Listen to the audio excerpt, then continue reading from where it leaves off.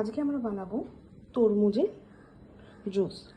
তো প্রথমে আমরা কিছু তরমুজ কিউব করে কেটে নিয়েছি, আর কিছু গার্নিশিংয়ের জন্য কুচি কুচি করে কেটে নিয়েছি। আর লাগছে চিনি আর সামান্য বিট নুন। প্রথমে আমরা গ্রাইন্ডারে তরমুজের কিউবগুলিকে নিয়ে নেব এবং এই চিনি আর নুনটা পুরোটাই দিয়ে দেব। এবার এটাকে আমরা গ্রাইন্ডারে গ্রাইন্ড করে নেব। আর এতে আমরা সামান্য অ্যাড করব ঠান্ডা জল, হালকা, খুব বেশি জল অ্যাড করব না। গ্রাইন্ড করা হয়ে গেলে এইটাকে আমরা একটা ছাঁকনির মাধ্যমে একটা পাত্রে ছেঁকে নেব, যাতে করে যদি কোনো চান্স থাকে সেটা যাতে আমাদের মুখে না পড়ে।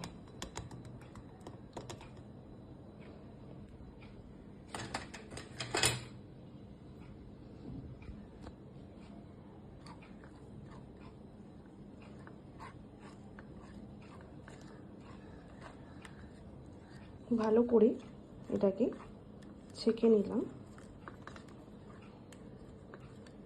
দেখুন একটা দুটো যে দানাও রয়েছে সেটা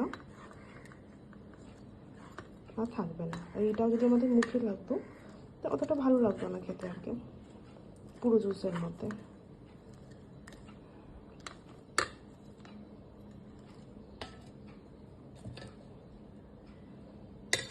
এতে করে টেক্সচারটাও সুন্দর হয়েছে।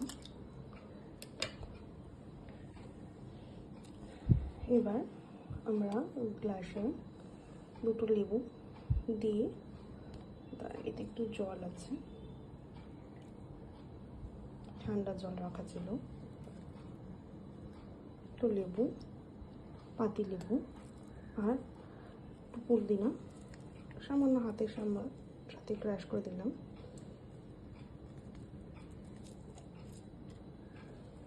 আর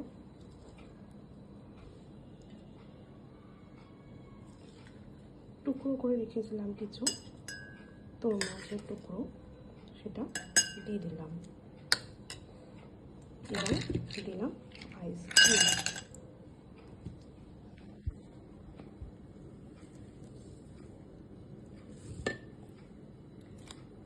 এবার জুসটাকে আস্তে আস্তে দিয়ে গ্লাসে ঢেলে দিলাম।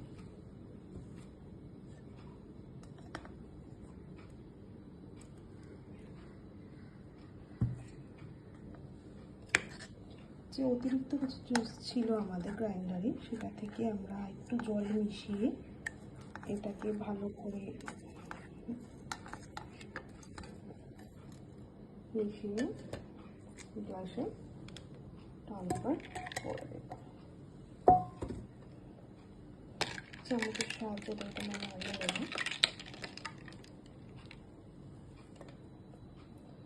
এবং